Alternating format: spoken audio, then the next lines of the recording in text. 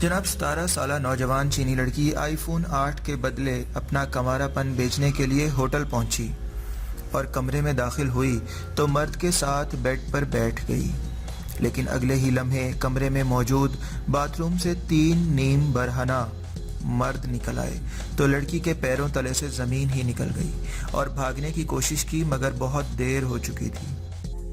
शाओचीन ने एक online forum पर इश्तहार दिया था कि वो 20,000 RMB यानी 2,287 यूरो की खातिर अपना कमारापन बेचने को तैयार है, क्योंकि वो आईफोन 8 खरीदना चाहती है।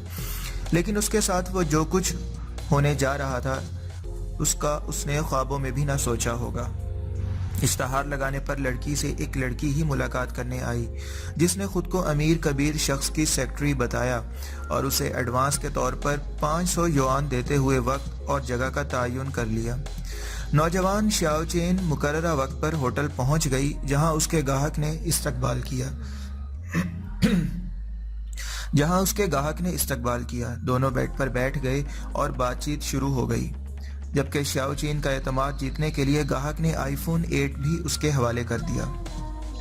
लेकिन अगले ही लम्हे इंतहाई खौफजदा कर देने वाले मनाजिर शाओचीन की आंखों के सामने घूमते हैं, जब कमरे के बाथरूम से 3 अफराद बाहर आ जाते हैं, जिनमें से एक के हाथ में कैमरा होता है और वो उसे कहते हैं कि उन्हें कुछ मजे करने हैं। लड़की ये सब कुछ देख कर भागने की कोशिश करती है, मगर वो उसे पकड़कर बेड पर फेंक कर जकड़ लेते हैं और उसे मालूम पड़ जाता है कि अब उसका रेप होगा और इसकी रिकॉर्डिंग भी की जाएगी। अभी वो इस सदमे में थी और चीखते चिल्लाते हुए खुद को छुड़ाने की नाकाम कोशिश में मसरूफ थी कि अचानक एक लड़की कमरे में दाखिल होती है और फिर सब कुछ बदल जाता है। वो लड़की कोई और नहीं बल्कि नाना हेनाइंग शो की मेज़बान नाना थी, जिसने शाओचीन का इश्तहार देखकर उसे सबक सिखाने का फैसला किया। यह सारा मामला एक सोचा समझा मंसूबा था जो बीजिंग की एक वीडियो ब्लॉगर वेलागर यानी नाना ने शाओचीन को सबक सिखाने के लिए बनाया था।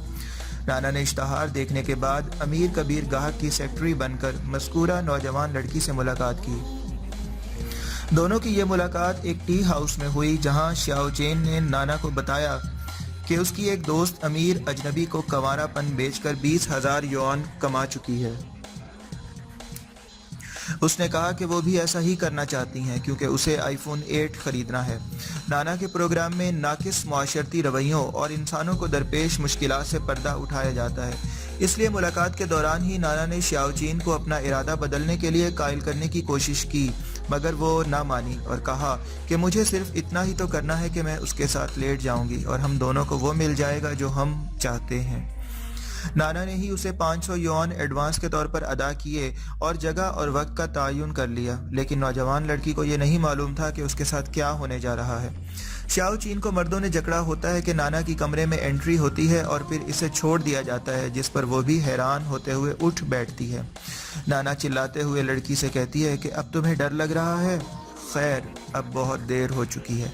सिर्फ एक फ़ोन की खातिर कुछ बेचना बिल्कुल ठीक नहीं है।